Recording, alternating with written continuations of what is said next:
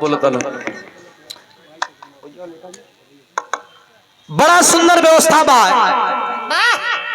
और व्यवस्था दुरुस्त भी रुआ सबे रख ले बानी शांति से। एक विराह हमारी ओर से हो गई और बड़ा सुंदर रवि रंजन जी की तरफ से नेताजी के विषय में सुने का मिलल। एक विराह कैसन विराह सुने का मन बा प्राण से की क्रांतिकारी गा देंगे बा राजा बा छोटे में एकदम गाते समय का भी ठंडा भी मौसम बा ठीक बा आई सबे आनंद ले बा भगा के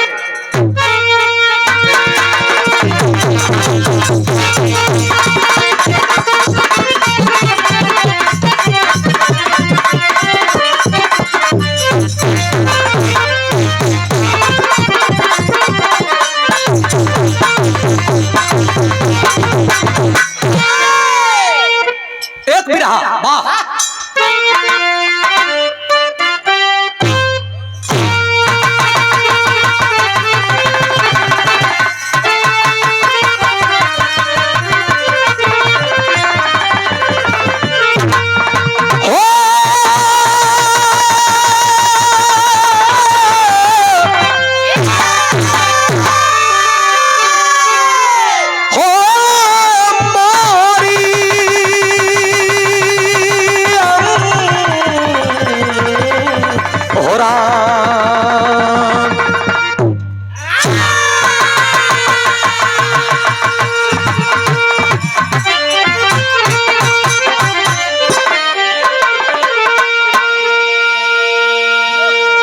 बिरहा से रियाज हट कर लेकिन घोड़ा अमरत का पुट्ठा पर जब ठोका गई वही घड़ी से रियाज चालू हो जाला रास्ता धले कुछ चीज रियाजी होला आवा बा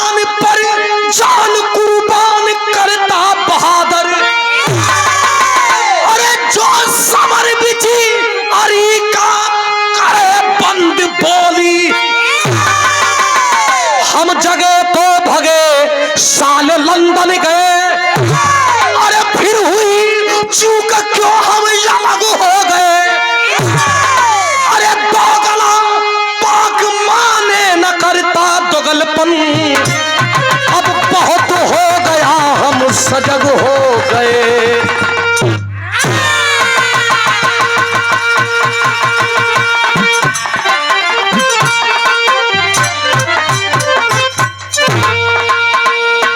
समझाई नहीं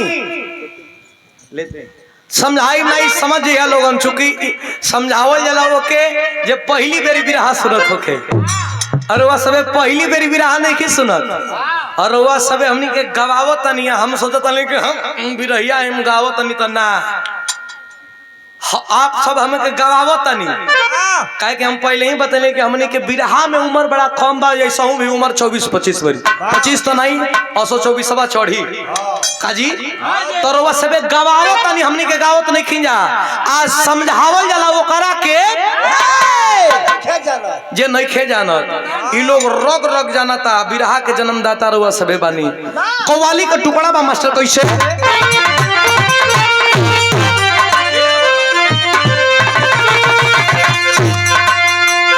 फरियादी मुसलमान अपने मालिक के दरबार में जाकर कहता है मालिक मेरी बिगड़ी बना दे। रामचंद्र प्रधान जी थोड़ा तवज्जो चाहूंगा इस कव्वाली पे। शायर कहता है क्या अरे लेते ही नाम किसका नहीं होशियार रहा लोग अरे लेते ही नाम ख्वाजा का तूफान हट गया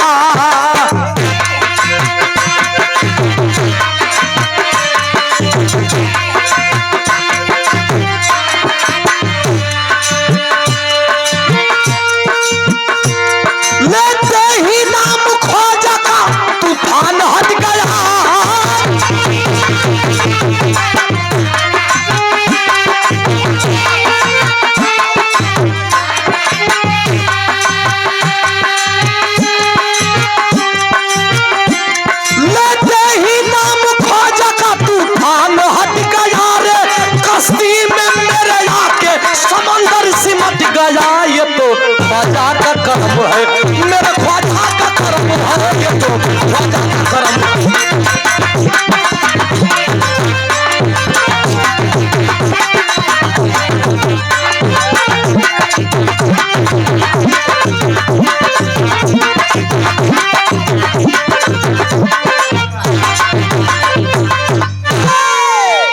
लेते ही नाम ख्वाजा का तूफान हट गया, कश्ती में मेरे आके समंदर सिमट गया, ये तो लेकिन जवान कैसे होना चाहिए भैया आगे कर, जवान कैसे होके के चाहिए? अरे कि चट्टान, एक बार चट्टान अगर खोख दे होके के चाहिए।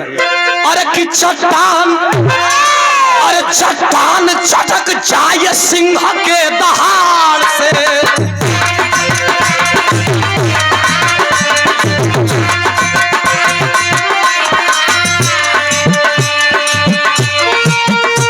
चट्टान चटक जाए सिंह के दहाड़ से, चट्टान चटक जाए सिंह के,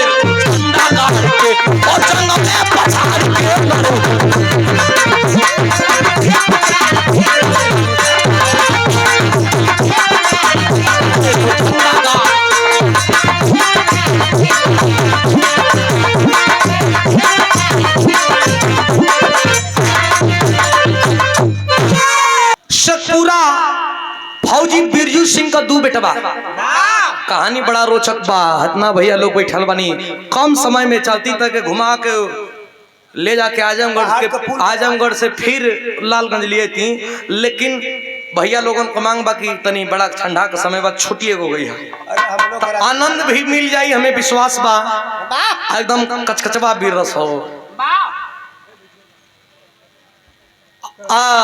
सोनू और मोनू फौजी बिरजू सिंह का बेटवा, उम्र बड़का बेटा का सोनू का 14 बरिस, छोटका का 10 बरिस। एगो गोदी में लड़की भी है, जौन लड़की का नाम ज्योति कुमारी। अब बिरजू कहाँ उमन? अटारी बाघा बॉर्डर, सीमा पे सुरक्षा ड्यूटी लगल बा। एक दिन सजिए का मेहरारू फोन कर, हेलो बोलो अबा कि ना, हम चपरासी हैं का, तू जब फोन करबू तबे चल दे। यहाँ देश का सवाल बा, आ देश का सवाल बा, जब तक बड़का साहब छुट्टी ना दी तब तक हम घरे आई बोईब। मेहरारू के जनते हुआ कहाँ तोर बड़का साहब, उनका हम फूंक देव जोर जी। मेहरारू केहू के ना जान ली, अपना से बड़का साहब दुनिया में केहू के ना जाने ली। कल कहाँ तोर बड़का साहब हो तो बुला देता हूँ, नहीं कि हम नतियू को मोच कबार लेती, हमारे मर्द के 2 साल से रोक के रख ले। अरे धीरे बोल, सुन लिया तो हमने के डिसमिस कर दिया। अगर तू डिसमिसे करके काहे ने घरे आ जाता। मेहरारू कहत बिया का मास्टर बिरहा में तरज बड़ा बढ़िया लगल बा।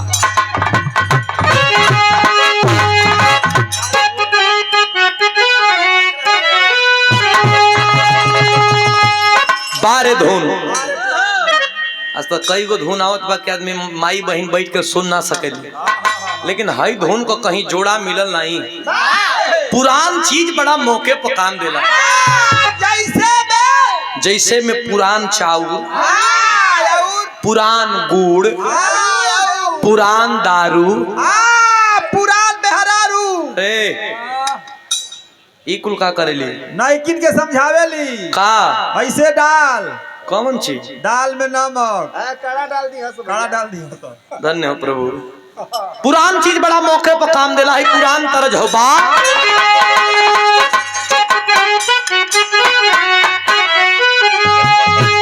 हर की आईला बसंती,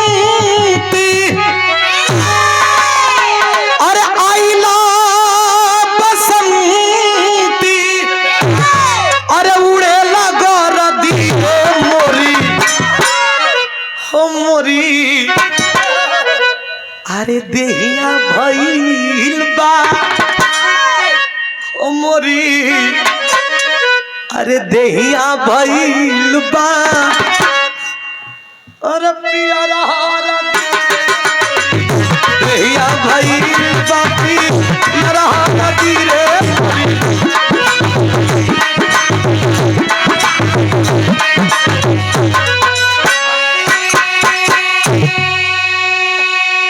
लेकिन फौजी के फोन लगाओ पे मेहरारू का हर की दुल्हा के फोनवा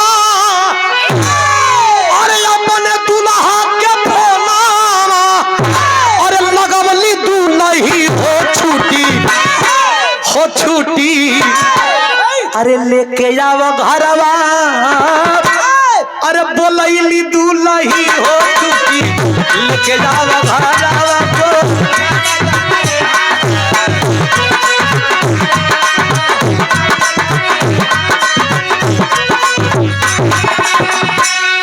दुल्हा कहे दुल्हा कहत बका अरे धीरे धार मानवा में आइबो गुजरिया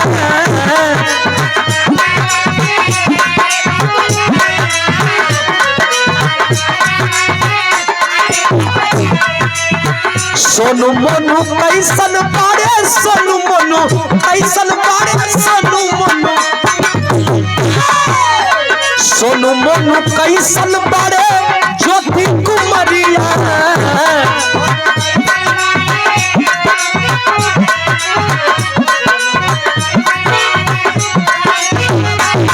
अरे तो सुहरा सुरतिया अरे देखवली दुल्ही हो छूटी लेके जावा घरवा को लवली दुल्ही हो छूटी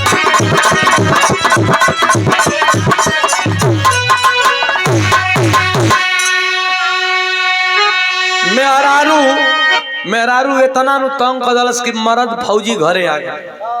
जब घरे आ गए तो पूछलस कि तंग काहे करतारू काहे बोलैलू ह मेहरारू कलस कि बताओ तनी काहे बोलैनी ह कलस तू बौरा हुआ तू पागल हुआ एक तो फौजी कलस देखा हमारे मेहरारू हमही के बौरा कथे उठैलस डंडा कलस करे हम बौरा ही कोनो खर्चा दूसर चलावे ला कारे कलस तू बौरा यही बदे हुआ कि तू पहले सुने ला नहीं पहले धुने ला का मतलब कल हमार पूरा बतिया तो सुन ला कल बोला कल 5 साल हो गए रहल गौना करैले एको आल औलाद ना देले रहना भगवान जब एको आल औलाद ना देले रहले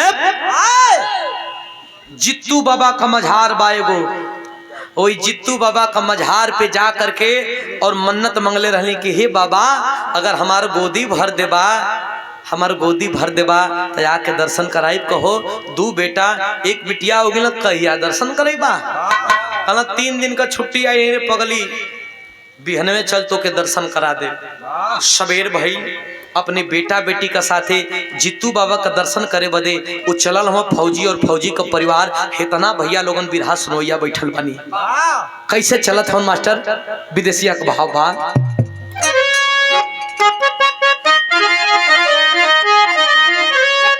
अरे विधि का विधानी जागे अरे केहू के नचारा चले अरे होके रही हुए जवन लिखल किस्मतिया सपना सजा के बिरजू ए पंचो पूरा परिवार संगे अरे झीड़ी मेला घूमे चलली सवेरे कब खतिया भैया हो सवेरे में कबीला सिटी देत बा भैया कहाँ है आपको ध्यान मेला में गईलन तो लइकन का स्थिति पापा पापा मुझे एक बैलून खरीद दो पापा पापा मुझे एक गुड्डा गुड्डी खरीद दो अच्छा तो जवन खरीदत रहना मेहरारू कुल देखत रहे मेहरुआ तनी मजाक कर दल मेहरुआ कलश के काहे सैया जितना कुल कमाई बा इ लइकने खातिर ना हम तोहार मेहरारू हई हमके तू कबो देले का हुआ कहना रे पगली जितना रुपया पैसा तो तोरे तह तोके कौना चीज का कमी कलो हम के ना चाहिए जब ले अपना पैसा से कुछ खरीद के ना देव तब ले हम ना मानब। निकाल करके 500 रुपया और अपने मेहरारू का हाथ में रख दलस के जा ला तो हम कुछ खरीद ला। ए भैया 2 बेटा 1 बेटी में छोटका बेटा मनुआ के और छोटकी बेटी ज्योतिया के लेके यह बिरहा का मेन पॉइंट हो लेके चलल कहवा ऐसने आदमी जुटल बना ऐसने भीड़ में मेलावा में सिंगार को दुकान देख लो खूब बड़ा जोर होला। माता बहन लोगन का चूड़ी उड़ी खरीदे खातिर जाके कुछ दूर बड़का बेटा फौजी का संगे है सोनू कलश के माई हम बाबूजी का संगवा बानी और जल्दी आई देखी संगे दृश्य छोटका बेटा के गोदी में छोटकी लड़की के गोदी में लेके आ जाके कलश के भैया एक पुड़िया सिंदूर दे देता। एक पुड़िया सिंदूर लेकर सोचत भैया कि हमार सैया फौजी हमन फौज में हमन सरहद पर रहना इस सिंदूरवा के प्रसाद समझ के लगाई तो हमार सिंदूर सिंहरा अमर रही। सिंदूर उंदूर लेके सामने बड़का बेटा अब फौजी सैया खड़ा बा पहला कदम वही मेला में बढ़ाओ भी अपने फौजी सैया के तरफ। आहा हा वही मेलवा में एगो घटना घटल। घटना का घटल मास्टर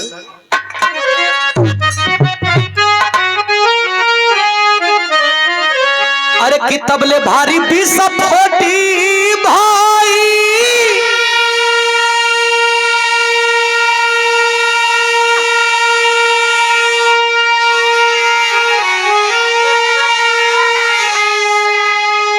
ए भैया केहू के न पता चलल अरे खून से रंगाई गईली धरमी धरतिया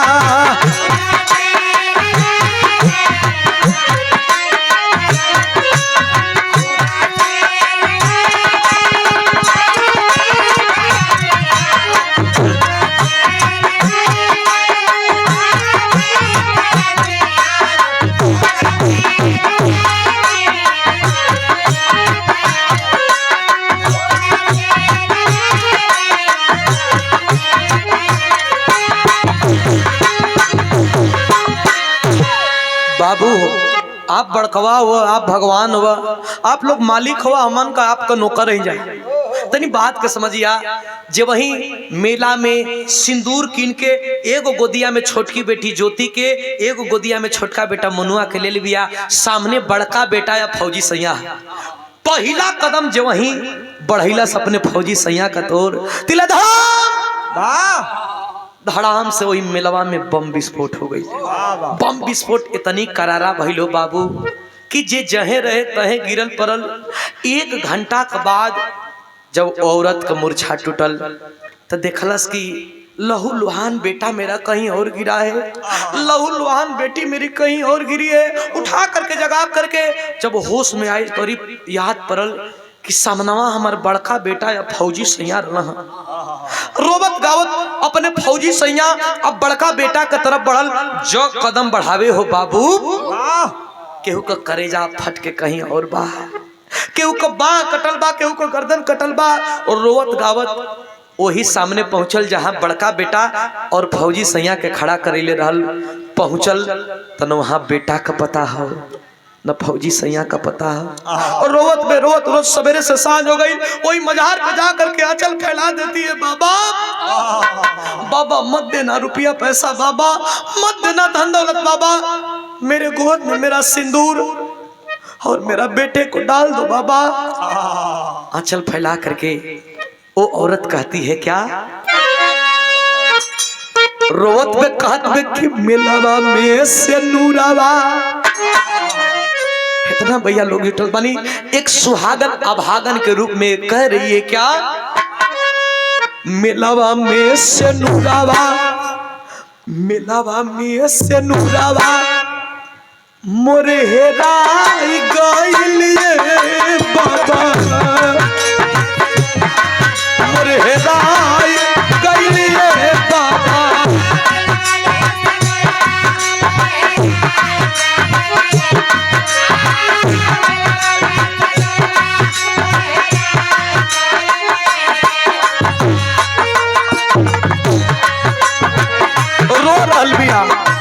प्रधान जी रो रहल बिया बाबा बाबा रोवेली सीला फाटे दुखवा से छतिया दिहला विधाता हमके कैसन विपतिया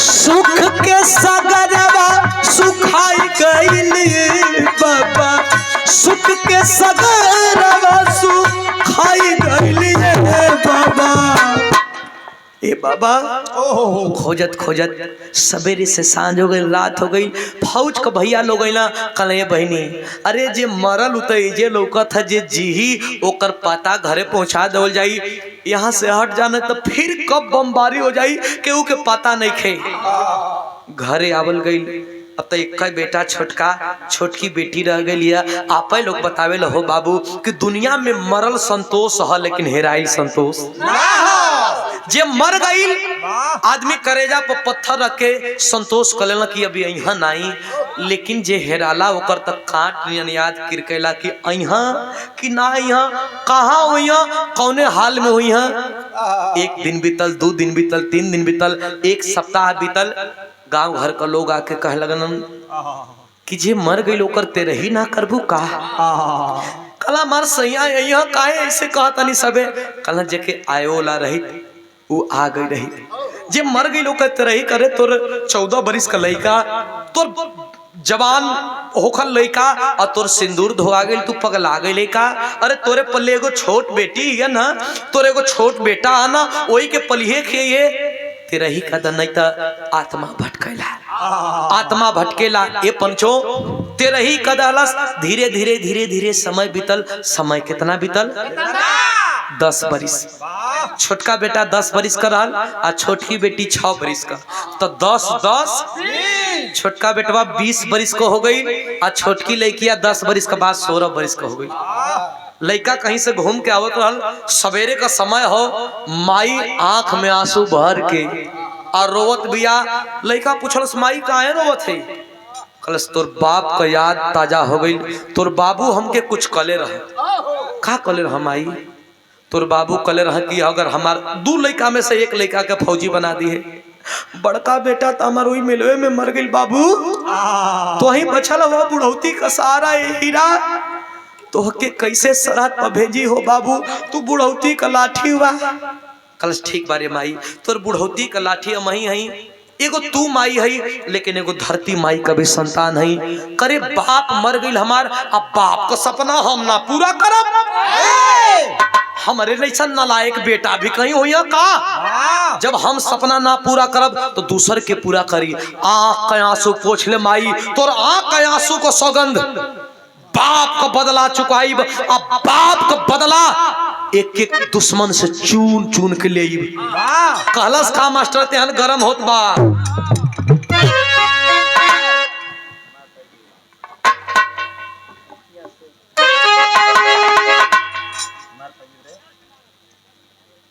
नहीं पड़ली है भैया लगा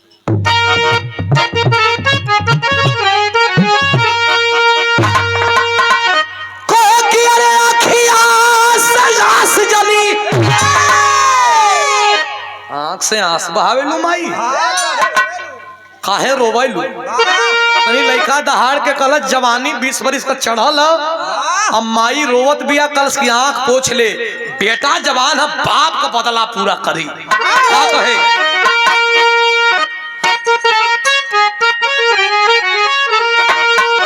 कि अरे आँखिया सयास जली अरे आँखिया सयास जली अरे गिरावा ये माई अरे गिरावा ये माई अरे तोहर सपना फौजी बन के पुराई तोहर सपना फौजी बन के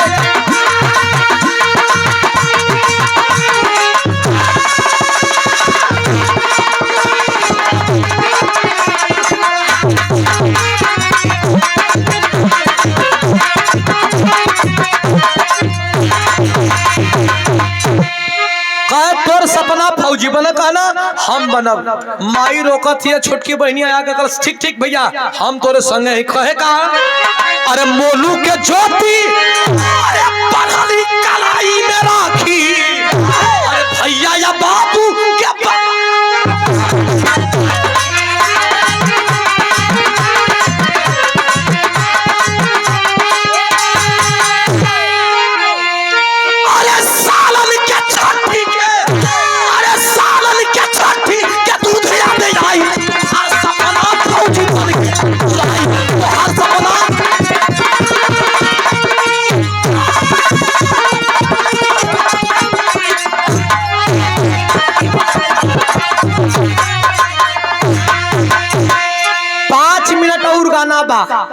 तोहार सपना फौजी बन के पुराई। हिम्मत मर्दे तो मत दे, जेकर जवानी जोश हिम्मत होकर भगवान भी मेहनत साथ देलन। गयल लाइन में लग गई, भगवान चलना फौज में भर्ती हो गई, ट्रेनिंग वर्निंग काट के आइल बा घरे, वर्दी में आइल। माई देखला सरी बाप रे बाप, मनैला का बात भी ना मन लो। जब ना मन लो तो एगो वादा तो से लेता नहीं है बेटा, भाई देवे अगर कबो दुश्मन से मुलाकात हुई तो हेमा गोली ना हेमा गोली चाहिए, तबे तोहरे लाश के स्वीकार करब, नहीं पीठ में गोली खा कई बात तो से पहचाने से भी इनकार कर दे। अरे बाप रे बाप, ये बात नू ठीक बा। माई आरती का थाल सजैले बिया, जब आरती का थाल सजैलस तो हमने बनारस वाले बुल्लू गुरुजी का तरज बड़ा कचकचवा लागत बा मास्टर।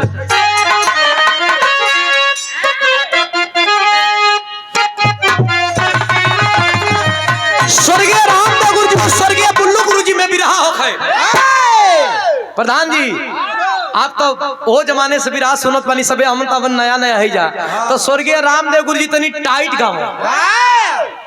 गाँव तो बुल्लू गुरुजियों के सोहरा के जवाब दा करियाई पहान धक बुढ़ऊ खड़ा हो खाए। आई एक मेरी रामदेव गुरुजी और के ताक कहे भैया, अरे बुलुआ को गावत गावत बुढ़ऊती आ गया। धीरे से करिए पहान धक कहा किसारिया बोले बाबा। धीरे से सुमिर के गांव का कहा कि बहारो बहारो अरे फूल बरसाओ।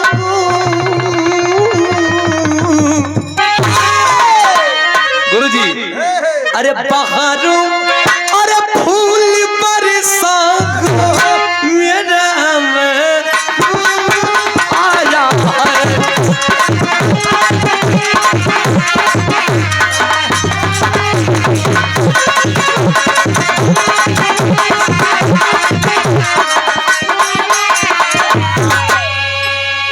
लेकिन जवान चलल बारे वर्दी सोहत बा करे जा पे एकदम आ गौज भर का छाती लेके जब चलल बा जवान तब अरे कि चला है, अरे चला है, अरे शेरा सरहद पर, अरे चला है, अरे शेरा सरहद पर जलाने पाक की लंका।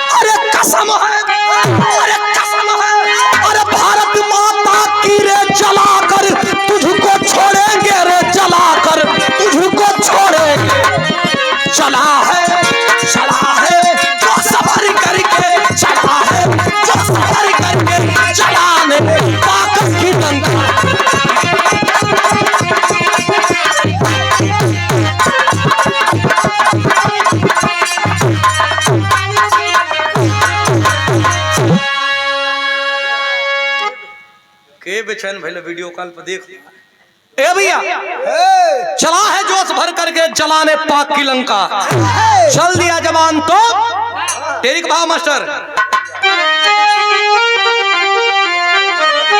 अरे वतन का रखा वाला चल दिया अरे वतन का रखा वाला चल दिया अरे खेले खून की होली मर्द है हिम्मत वाला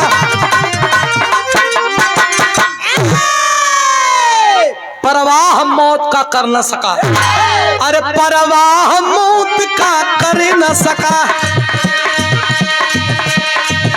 जो जिस्म भरा फौलादी है सीमा पे रोज हम मरते हैं तो कैसी मिली आजादी है आदेश मिले अगर फौजी को औकात का था लगा देंगे अरे कसम है भारत माता की अरे कसम है भारत माता की नक्शे से पाक मिटा देंगे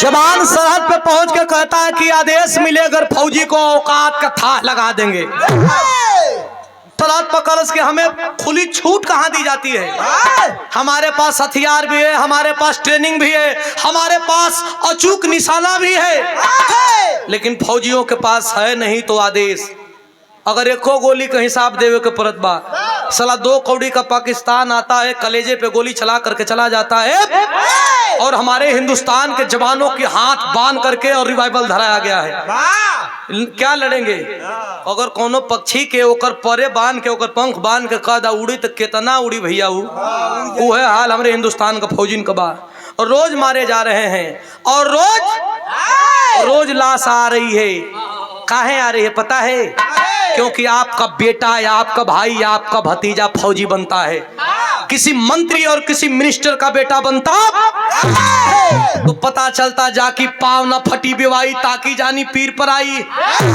सब्जी लगाने वाले का बेटा शहीद होता है ठेला खींचने वाले का बेटा शहीद होता है और बड़े बड़े एसीओ में बैठ करके जिनको पते नहीं है कि फौज क्या होते हैं 4 बजे भोरवे में जो दौड़त बाबू जानी कि मेहनत का होला लाश को उतर करके 5 लाख 10 लाख 15 लाख आपकी और आपके बच्चों का लाशों का सौदा करते हैं ये लोग छोड़िए जवान का ड्यूटी कहाँ लगल बा वो बेटा का ड्यूटी अपने बाबू जहां होकर ड्यूटी करत रहो बाघा बॉर्डर पर संजोग से जाके वो ये ड्यूटी करे लगल घरे से माई का फोन गई बेटा ठीक बाड़ा कल हाँ ठीक बानी हाँ तो ठीक बाड़ा तो तुम्हार बहन जवान हो गई बिया एक शादी का दिनों रखले बानी जल्दी अहों के बाद ड्यूटी करे लागल धीरे धीरे धीरे धीरे कल घर पे जाना है और आज रात्रि में नाइट ड्यूटी लागल बा 12 बजे रात्रि से 5 बजे सवेरे तक सोचता कि हे भगवान घनघोर बा आज भर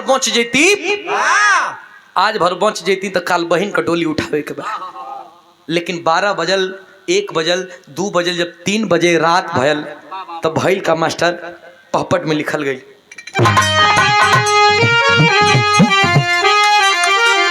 अरे सरहद ऊपर पर से बम संगीन गिन कर मारेंगे अरे मौत का पिक्चर देखी साला छीन गिन कर मारेंगे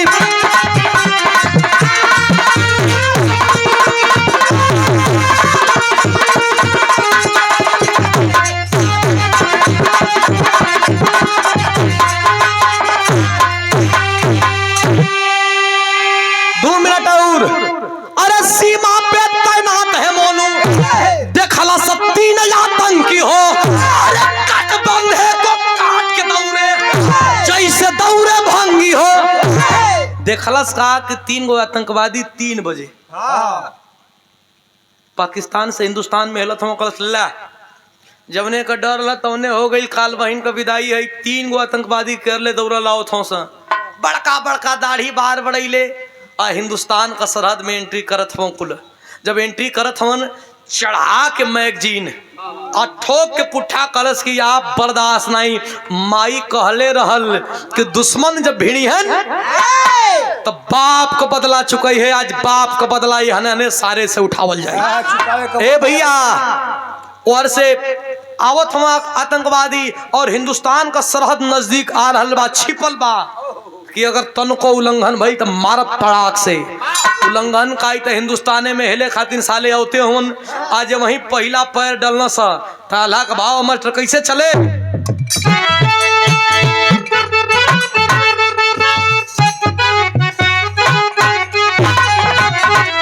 और आज प्रणाम पूछे कैसे कैसे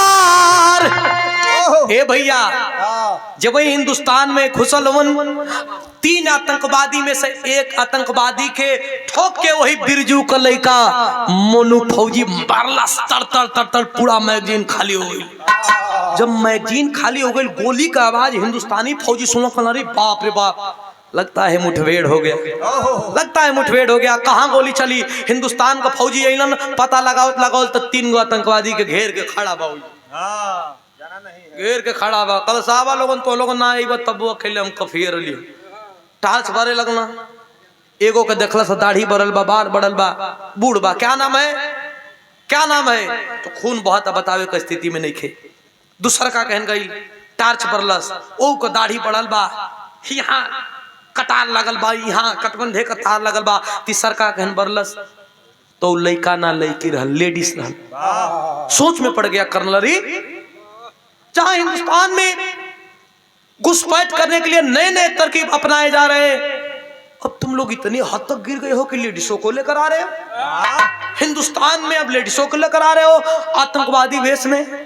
कल हम लेडीज के लेके तोरे यहाँ मुखबिरी करे और कोई दंगा फसाद करने के लिए नहीं आया है। तो क्या मंसूबा है? वो आतंकवादी बताता है कि मेरा मंसूबा सुनो फौजी, मैं कौन हूं, मेरा नाम क्या है, मैं कहां से आ रहा हूं और कहां को जाने वाला हूं। क्या कहता है? अरे 14 जून रहली सुना, अरे झीड़ी वाला मेलावा भैया,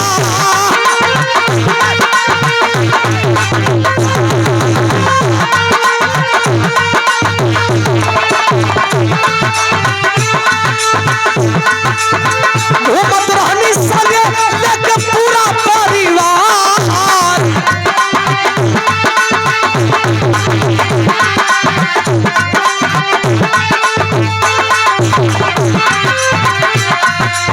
बिरजू सिंह नाम हमर, बिरजू सिंह नाम हमर, सिला दुलहिया दिया।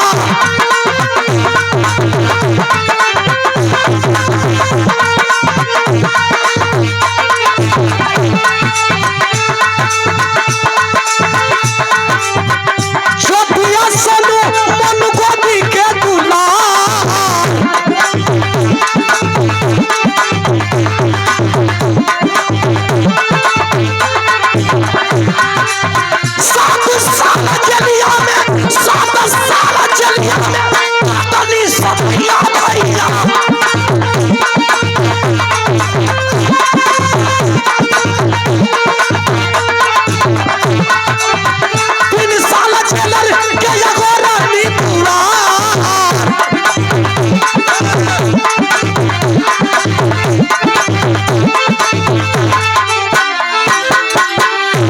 है बिरहा का मेन। इतना भैया लोग जुटल बानी, टॉर्च बरस कलश का क्या नाम है तुम्हारा रे? क्या नाम है तुम्हारा? कलश की जितने अकड़ में पूछ रहे हो जवान, मैं कोई आतंकवादी नहीं हूं। कर्नल बोला कि हर आतंकवादी यही कहता है कि मैं कोई आतंकवादी नहीं हूं। हर चोर यही कहता है कि मैं चोर नहीं हूं। लेकिन पाकिस्तान से आ रहे हो, तुम देशभक्त भी नहीं हो सकते। कलश के मेरे जैसा देशभक्त आप भी नहीं होगे कर्नल। ये वर्दी पे गुमान कर रहे हो? आज से 10 बरस पहले ऐसी वर्दी पहन करके छोड़ दिया हूं। अरे कौन हो, क्या नाम है? कलश की मेरा नाम फौजी बिरजू सिंह है। मेरा नाम फौजी बिरजू सिंह है, हिंदुस्तान का रहने वाला हूं। हिंदुस्तान का रहने वाले हो? पाकिस्तान से आ रहे हो, हिंदुस्तान का रहने वाले हो, क्या माजरा है? थोड़ा अच्छे से समझाओ। कलश की सुनो, पूरे परिवार के साथ मेला घूमने गया था, आतंकवादियों का बम विस्फोट हुआ, आंख मेरी बंद हुई हिंदुस्तान में, लेकिन खुली पाकिस्तान के जेल में। मुझे पता नहीं कैसे गया, कौन लेकर गया। पाकिस्तान के जेल में जब मेरी आंख खुली तो 8 बरस पाकिस्तान के जेल में बिताया। पाकिस्तानी जेलर जिसका नाम करीम खान था आकर के कहा रहे, हिंदुस्तानी तुम्हारा शरीर बहुत अच्छा है और तुम जेल में क्या कर रहे हो? चलो मेरे घर पे, मेरी हवेली पे दरबानी करोगे तो मेरा परिवार में, मेरे रिश्तेदारों में मेरी शान और शौकत बड़ी ऊंची होगी कि एक हिंदुस्तानी को अपने दरवाजे पे नौकर रखा है। वही चल गई करीम खान का घरे दरबानी करे लगनी। 3 साल दरबानी कैनी। हमार नाम बिरजू है। बिरजू है इलाका इलाकी ई के है बताओ बाकी भैया। अब तो इतना गोली लगल बा कि 2-4 मिनट में हम मर जाब। यहाँ से लेके यहाँ तक पूरा छेद हो गइल बा, लेकिन बिना सच्चाई बतैले मरब नहीं। हम ही नहीं कलैका ही, हमार नाम सोनू बा। ई नहीं कलैका मानी ओ मेलवा में बम विस्फोट भइल तो हमरो आंख बंद भइल। हिंदुस्तान में पाकिस्तान गईली, लेकिन पाकिस्तान का जेल में ना गईली। उम्र कम रहल ना, हम आतंकवादियन का खेमा में चल गई। आतंकवादियन का खेमा में चल गई। 8 बरिस आतंकवादियन को भोजन बनैनी, विश्वास जीत गई। सब्जी का थैला लेकर रोज जाई, सब्जी ले आई, मटन ले आई, मुर्गा ले आई, खाना वाना बनाई। अब तो जाए लगनी। एक दिन सब्जी मंडी में गई, सब्जी ले आए बदे हई लड़की के पूछा तारा जाके के है ना, तो ई लड़की केहू और ना, ई लड़की केहू और ना। ई लड़की से ओई सब्जी मंडिये में भेंट भई। सब्जी मंडी में भेंट भइल तो नैनाचार भइल तो अपने घरे लिया गई। आई लड़किया केहू और ना हिया, बल्कि उहे करीम खान जेलर का लड़की हिया जहाँ हमार बाबू दरबानी करत रहा। अब तो घरे गई तब बाबूजी से भेंट हो गई। और जब बाबूजी से भेंट भइल तो योजना बना के हिंदुस्तान का धरती पर सकुशल लौटे का कोशिश करनी जाए। तोर भैया तोर गोली हमार करेजा के चीर दलस रे भाई। अरे बाप रे, जब इतनी आवाज सुना, फौजी मोनू जो गोली चलाया था उसके हाथों से हथियार छूट गया। हथियार छूट गया, लगा झरझर झरझर रोने।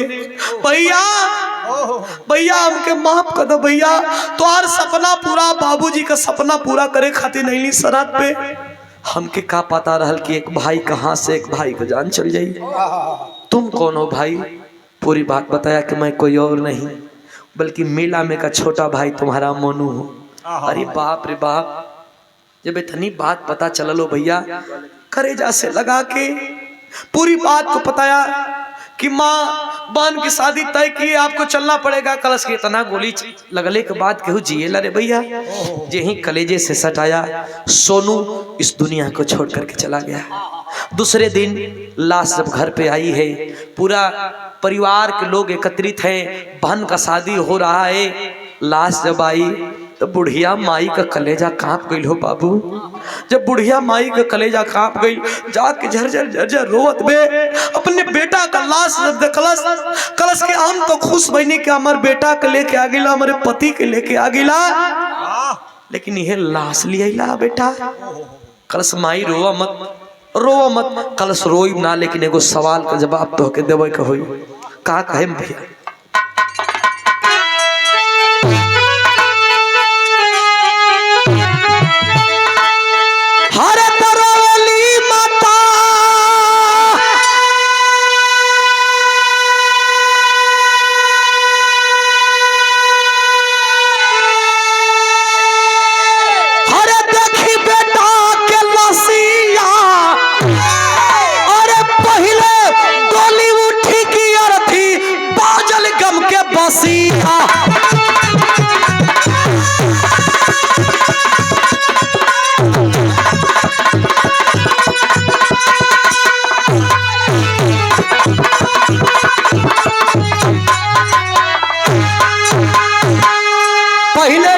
उठी पहले तुम्हार बहन को डोली उठाई कि जौन भाई तुम्हार लाश बन के आइलो एकर अर्थी उठाई, लेकिन अपने बेटा के कलेजा पर मुक्का मार के एगो बात कहत बे मास्टर, ये तना दिन कहा रहला अरे हीरा हमार हो, अरे कौन कमी भइल हमके गइला पिसा।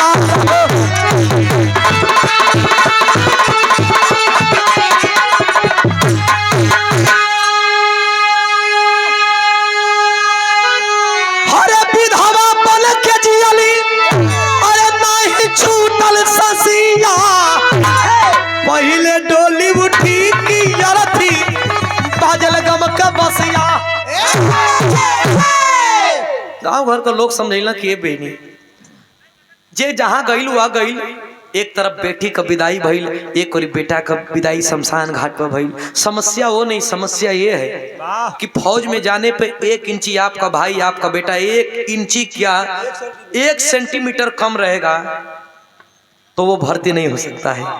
लेकिन जवानों की लाश बोटी बोटी काट के आती है। माई पूछे ले कि 1 इंची 1 सेंटीमीटर कम होला तो हमार बेटा के तो फौज में ना भर्ती करेला साहब, लेकिन जवानन का लाश बोटी बोटी काट के आवेला हम कैसे बर्दाश्त करी। तू 1 इंची ना बर्दाश्त कर सकेला, हम अपने बेटा का लाश बोटी बोटी कैसे बर्दाश्त कर सकीला साहब। समस्या है कि हम कहाँ जा रहे हैं, किस दिशा में जा रहे हैं। हमारा तो काम है गाना बजाना, गाने बजाने की रोटी हम लोग खाते हैं, लेकिन सिर्फ कलाकार नहीं है साहब, सबसे पहले हिंदुस्तान का नागरिक है। हिंदुस्तान में क्या हो रहा है उस बात को हम लोग बिरहे के माध्यम से प्रकट करते हैं। अब आप लोगों के हाथ में आगे का व्यवस्था है कि आप लोग चाहते क्या हैं, एक सुंदर देश या खून खराबा, ये आप लोगों को सोचना है। हमें काम है, हमें पैसा मिलेगा हम घर पे चले जाएंगे, लेकिन आप लोगों को सोचना है। सबसे बड़े और सबसे छोटे में सबसे छोटला सीढ़ी है जेकरा पर सब कोई अपन पैर धके ऊपर जाला, लेकिन हमके वही में आनंद बा कि सबकर चरण पादुका मेरे पे ऊपर तो पड़ रहा है। मैं इसी में खुश हूँ, आनंद हूँ। आप जैसे बड़े भाइयों का सहयोग रहा है। मेरे बिरहा का लास्ट भाव गुरु घराने का परिचय। एक सेंटीमीटर और 1 मिनट अगल बगल, 1 मिनट ऊंची नीचना, जहां आप लोगों का सम्मान वही हमारो सम्मान। आई खत्म।